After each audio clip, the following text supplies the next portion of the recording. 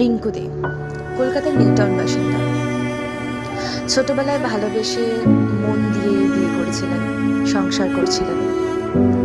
ছোটবেলার ভালোবাসা তো কোথাও একটু ভুল হয়ে গিয়েছিল। তার স্বামী তার সুন্দর রূপের ওপর অ্যাসিডের সংক্রমণ করেছিলেন।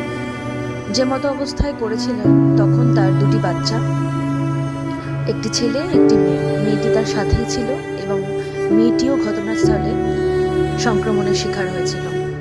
বাবা একটুও ভাবেনি অ্যাসিড সংক্রমণ করার আগে।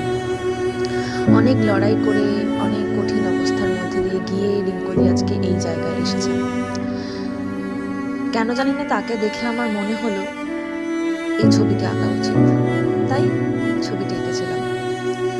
আমার ছবিটির মিনিং এটাই, সৌন্দর্য কোনোদিনও আমাদের সমাজের জন্য খারাপ হতে পারে না। Beauty is not a crime.